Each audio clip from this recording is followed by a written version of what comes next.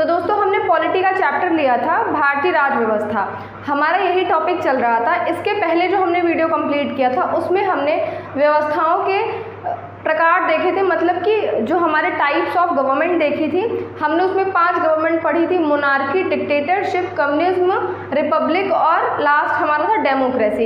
इसको हमने समझा भी था कि ये जो व्यवस्थाएं होती हैं वो कैसे होती हैं और सबके सब देश में अलग अलग व्यवस्थाएं लागू हैं। हमने भारत की भी बात की थी कि भारत हमारा गणतंत्र और लोकतांत्रिक दोनों ही है।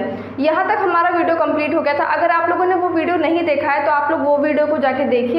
आई होप वो वीडियो आपकी काफ़ी हेल्प करेगा। और अगर आप मेरे वीडियो पे नए हैं तो वीडियो को सब्सक्राइब कर लीजिए ताकि आपको जो भी वीडियोस बने उसकी नोटिफिकेशन बहुत जल्दी मिले। और अगर आप बहुत टाइम से मेरे वीडियोस को देख रहे हैं तो प्लीज़ लाइक एंड सब्सक्राइब करिए और शेयर करिए। चलिए हम वीडियो को स्टार्ट करते हैं। आज का जो हमारा टॉपिक है वो है संविधान, कॉन्स्टिट्यूशन की विशेषताएं। किसकी? संविधान की विशेषताएं। अब विशेषताओं का बेसिकली मतलब ये होता है कि हमको जानना है कि जो संविधान है हमारे भारत का वो कैसा है, क्योंकि सारे जैसे हमने सरकार के शासन के टाइप्स पढ़े तो वैसे संविधान भी अलग अलग होता है। हर देश का अपना एक संविधान होता है, तो हमको अपने भारत का संविधान देखना है कि उसमें कौन कौन सी चीज़ें हैं। तो चलिए वीडियो को स्टार्ट करते हैं। सबसे पहले अगर हम बात करें सबसे लंबा लिखित संविधान, अब सबसे लंबा जो लिखित संविधान है वो हमारे भारत का है। कहाँ का है? तो भारत का है।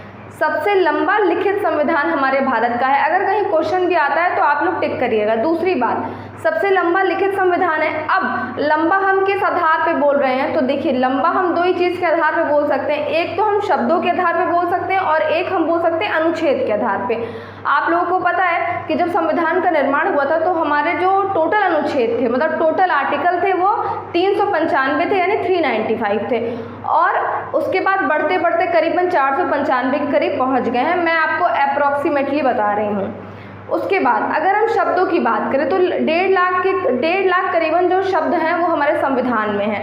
तो दोनों चीज़ों पे अगर हम चीज़ों को देखें तो संविधान हमारा लंबा और लिखित विश्व का सबसे बड़ा लिखित संविधान है। सबसे अगर हम पुराने संविधान की बात करें तो ये हमारा संयुक्त राज्य अमेरिका का है, मतलब कि यूएसए का।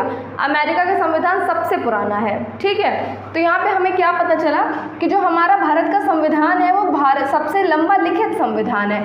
अब देखिए क्वेश्चन मन में आता होगा कि संविधान तो लिखित ही होता होगा, तो क्या अलिखित संविधान भी होता है? तो हाँ, जो ब्रिटेन का संविधान है वो अलिखित संविधान है। क्या है? अगर हम बोलें कि ब्रिटेन का जो संविधान है वो अलिखित संविधान है। अलिखित संविधान कहाँ का है? तो ब्रिटेन का है। मैं यहाँ पे इसलिए लिख दे रही हूँ कि मान के चलिए कभी क्वेश्चन अगर आता है तो आप लोगों से मिस्टेक ना हो, ठीक है।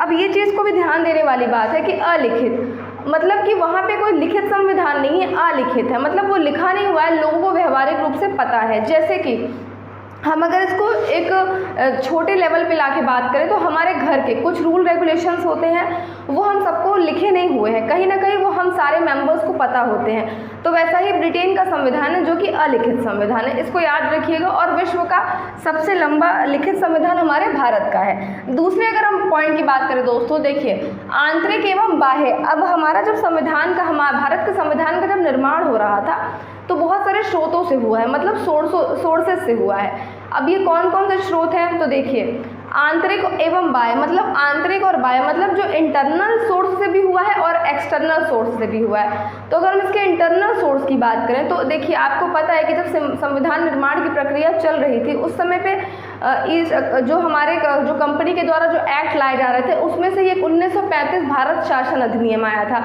तो ये अगर हम इंटरनल इसकी सोर्स की बात करें तो इसका बहुत ज़्यादा हिस्सा जो है वो 1935 भारत शासन अधिनियम से आया हुआ है। तो कहाँ से? आंतरिक की हम बात करें तो 1935 भारत शासन अधिनियम, भारत शासन अधिनियम, ठीक है। चलिए अब देखिए अगर हम बाह्य की बात करें मतलब कि एक्सटर्नल की, तो एक्सटर्नल में आपको अभी हम आगे भी पढ़ेंगे सारी चीज़ों को कि जो एक्सटर्नल है वो काफ़ी देशों से आया है, मतलब अनेक देश से आया है। जैसे कि हमने कुछ चीज़ें ब्रिटेन से ली हैं। अब क्या ली है ये हम आगे पढ़ेंगे, क्या ली है बहुत डिटेल में पढ़ेंगे हम संविधान को। आप लोगों को बिल्कुल भी टेंशन लेने की ज़रूरत नहीं है, बहुत एकदम आपको ऑथेंटिक जानकारी देने की कोशिश करूँगी, बहुत ही ईजी वे में आपको बड़ी जानकारी समझाने की कोशिश करूँगी जो कि आपको समझ में भी आए, साथ ही साथ आपके एग्ज़ाम भी क्वालिफाई हो। तो इसलिए आप टेंशन मत लीजिएगा। हम आज थोड़ा सा बात कर रहे हैं इसलिए भी चीज़ों को बता रहे हैं, बाकी हम डिटेल में तो पढ़ेंगे ही, ठीक है। तो ब्रिटेन से भी लिया गया है बहुत सारी चीज़ें, बहुत हमने अमेरिका से ली हुई हैं। क्या लिया है ये हम पढ़ेंगे, ठीक है। बहुत सारी चीज़ें हमने ऑस्ट्रेलिया से ली हुई हैं। चूँकि इसका मतलब है आज टॉपिक, इसका जो हेडिंग है वो है संविधान की विशेषताएं, तो हम विशेषताएं देख रहे हैं। आयरलैंड से भी हमने बहुत कुछ लिया हुआ है। तो इस तरीके से हमने बहुत सारी चीज़ें ली हुई हैं, ठीक है। तो मतलब आंतरिक एवं बाह्य स्रोत से हमने भारत शासन अधिनियम से हमने मतलब आंतरिक से लिया है, और अगर हम बाह्य की बात करें तो ब्रिटेन, अमेरिका, ऑस्ट्रेलिया, आयरलैंड आदि देशों से हमने बाह्य स्रोत के रूप में अपने संविधान में जो है वो संकलन किया है। चलिए अब हम तीसरे पॉइंट की बात करें तो देखिए लचीला एवं कठोर। अब भारत का जो संविधान है वो क्या है, तो वो लचीला है एवं कठोर है। कहाँ का है, भारत का है। अब लचीला कठोर हम किस आधार पे बोल रहे हैं, किसी भी चीज़ को हम लचीला या कठोर उसको किसी आधार पे बोलते हैं। कोई भी चीज़ अगर फ्लेक्सिबल होती है तो हम किसी आधार पे बोलते हैं उसको, और कोई चीज़ अगर कठोर होती है तो हम उसको किसी आधार पे बोलते हैं। तो यहाँ पे हम लचीला एवं कठोर संशोधन के आधार पे बोल रहे हैं, बदलाव के आधार पे बोल रहे हैं। मतलब संविधान में अगर बदलाव हो सकता है और संशोधन हो सकता है तो वो जो संविधान है वो लचीला है। अगर संविधान में संशोधन और बदलाव नहीं हो सकते, नई कड़ियाँ नहीं जुड़ सकती, तो वो संविधान कठोर संविधान है, ठीक है।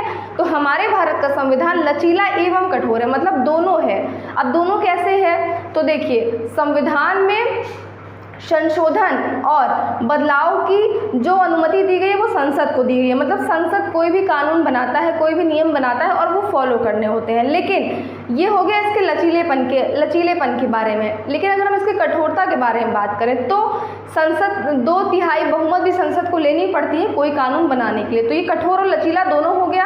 संसद ऐसे ही कोई भी फैसला लागू नहीं कर सकता जब तक कि उसको 2/3 बहुमत ना मिले।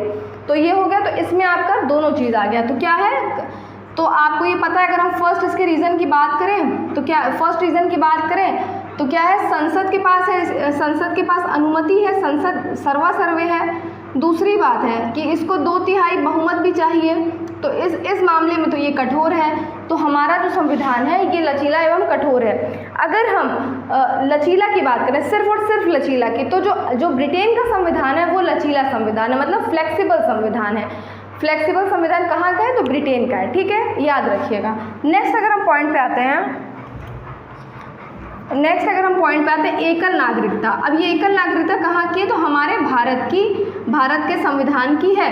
एकल नागरिकता का मतलब क्या होता है दोस्तों, देखिए एकल नागरिकता का मतलब ये होता है कि मतलब हमारे देश में अगर कोई रह रहा है तो वो हमारे भारत का ही नागरिक कहलाएगा। मतलब अगर मैं उत्तर प्रदेश में रह रही हूँ, आप बिहार में रह रहे हैं या मध्य प्रदेश में रह रहे हैं, तो ऐसा नहीं है कि हमारे दो पहचान होगी। मतलब एक हम भारत के भी नागरिक कहलाएंगे प्लस हम स्टेट के लेवल पे भी नागरिक कहलाएंगे, मतलब राज्य के आधार पे भी हम नागरिक कहलाएंगे। ऐसा नहीं है, चाहे हम 28 राज्यों में कहीं पे भी रहें, लेकिन कहलाएंगे हम भारत के ही नागरिक। तो क्या है, वहाँ पे एकल नागरिकता है। 2 आधार कार्ड तो आपके बनते नहीं है कि एक भारत के नाम से बने और एक आपके स्टेट के नाम से बने। तो यहाँ पे क्या है, एकल नागरिकता। चलिए समझ में आ गया आपको। कुछ देशों में दोहरी नागरिकता भी है, हम बात करेंगे बाद में। नेक्स्ट हम बात करें संघात्मक एवं एकात्मक। संघात्मक को इंग्लिश में बोलते हैं फेडरलिस्ट एंड एकात्मक को इंग्लिश में बोलते हैं यूनिटरी। तो हमारा भारत क्या है, संघात्मक के साथ साथ एकात्मक भी है। अब संघात्मक शासन की वो पद्धति होती है जिसमें केंद्र के साथ साथ शक्तियों के साथ साथ राज्यों में भी शक्तियां बटी हों। मतलब राज्य भी अपना फैसला ले सकते हैं, लेकिन जब भी बात आएगी राष्ट्र लेवल पे, मतलब जब राष्ट्र लेवल पे बात आएगी, जब भी राष्ट्र हित की बात आएगी, तो वहाँ पे जो टॉप हो जाएगा वो आपका केंद्र हो जाएगा। तो ये समझ में आपको आया। संघात्मक को हम क्या बोलते हैं इंग्लिश में, तो संघात्मक को हम इंग्लिश में बोलते हैं फेडरलिस्ट। क्या बोलते हैं, फेडरलिस्ट बोलते हैं। फेडर स्पेलिंग, हाँ, हम क्या बोलते हैं, तो फेडरलिस्ट बोलते हैं, ठीक है। और इसको हम क्या बोलते हैं, एकात्मक को, तो इसको हम यूनिटरी बोलते हैं। इन दोनों का मतलब देखिए, संघात्मक का मतलब कि शासन की वह पद्धति जिसमें केंद्र के साथ साथ शक्तियां राज्यों में भी बटी हों, मतलब राज्य अपने लेवल पे भी नियम कानून बना सकते हैं, लेकिन जब भी बात आएगी राष्ट्रहित की, जैसे आपातकाल वगैरह वगैरह चीज़ें अगर आती हैं, तो वहाँ पे केंद्र क्या है, टॉप हो जाएगा। केंद्र के नियम कानून सबको मानने होंगे, ठीक है। हम अगर बात करते हैं एकात्मक की, तो एकात्मक मतलब होता है कि केंद्र के पास में शक्तियाँ हैं और केंद्र का कुछ आदेश जो होता है जो सबको मानना पड़ता है। तो हमारा जो भारत है वो मिक्स है, किसका मिक्सर है, फेडरलिस्ट एंड यूनिटरी का, संघात्मक एवं एकात्मक भी है, ठीक है। नेक्स्ट टॉपिक की बात करें पॉइंट की, तो सरकार का संसदीय रूप, मतलब हमारे यहाँ पे जो सरकार का जो गवर्नमेंट का रूप है वो क्या है, संसदीय रूप है।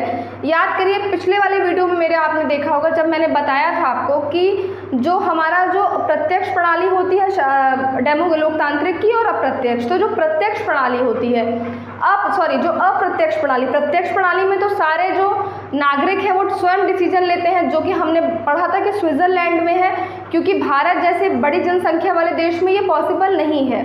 तो हमने बात किया था कि उसमें फिर दो थे अप्रत्यक्ष में, एक था अध्याचात्मक, एक था संसदीय, प्रेसिडेंटियल, एक पार्लियामेंट्री। तो गवर्नमेंट का हमारे यहाँ पे कौन सा रूप है, संसदीय रूप है। कौन सा है, उसी में तो आपको पता है ना कि लोकसभा एंड राज्यसभा है। कौन सा है, लोकसभा प्लस राज्यसभा, किसमें है, तो हमारे भारत में है, ठीक है। चलिए नेक्स्ट पॉइंट की अगर हम बात करते हैं तो देखिए कानून का शासन। अब ये तो इसलिए आप समझ जाएंगे हमारे यहाँ पे क्या होता है, तो कानून का शासन है, कानून का ही शासन सबको मानना पड़ता है, मतलब जो शासन प्रणाली है वो कानून बनाती है और सबको मानना पड़ता है। लास्ट हम अगर पॉइंट पे आते हैं तो देखिए एकीकृत और स्वतंत्र न्यायपालिका, मतलब जो स्वतंत्र जो हमारी जो न्यायपालिका है वो किसी के बाउंडेशन में नहीं है, मतलब जो हमारे सुप्रीम कोर्ट है, हाई कोर्ट है, ये किसी के बाउंडेशन में नहीं है। हाँ, कुछ रूल रेगुलेशंस और कुछ एलिजिबिलिटी होती है जो कि सारे जो भी रूल्स रेगुलेशन बने सबके लिए होती है, लेकिन हमारी जो न्यायपालिका है, मतलब हमारा जो न्यायपालिका न्यायालय है वो क्या है, स्वतंत्र है, मतलब वो फ्री है, वो अपने डिसीजन ले सकता है और वो एकीकृत है और फ्री है, मतलब किसी के दबाव में नहीं है कि उसको संसद के दबाव में सारी चीज़ें करनी है, ऐसा कुछ नहीं। देखिए इंटरकनेक्शन तो सब कुछ में होता है, लेकिन अगर हम बात करते हैं न्यायपालिका की और न्यायालय की, तो ये क्या है, तो ये हमारा स्वतंत्र है, मतलब ये खुद के अपने डिसीजन ले सकता है और लोगों को इसके डिसीजन मानने भी पड़ते हैं। तो देखिए दोस्तों, ये जो हमारा था संविधान कॉन्स्टिट्यूशन की विशेषताएं, मतलब कि ये एक तरीके का माइंड में आपके फॉर्मेट आपको बैठाना है कि हमारा जो भारत है उसका जो संविधान है वो किस तरीके का, उसमें क्या चीज़ें हैं, तो हमने यहाँ से लेकर यहाँ तक पढ़ा है।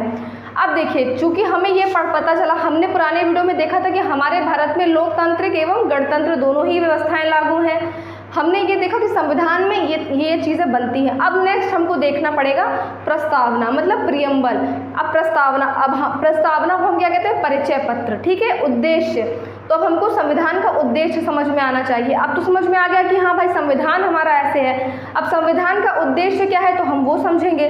तो प्रस्तावना या उद्देश्य हम नेक्स्ट वीडियो में देखेंगे, उसके कुछ महत्वपूर्ण शब्दावलियों पर भी चर्चा करेंगे। और उम्मीद करते हैं कि आप हमारे वीडियो को अगर देख रहे हैं तो कंप्लीट देखिए और वीडियो को लाइक सब्सक्राइब करिए और सपोर्ट करिए। इस तरीके से ही पॉलिटी की जो है वो क्लासेस चलेंगी। अगर कोई त्रुटि या कोई आपको कमी दिखती है तो आप मैसेज करिए, कमेंट करिए।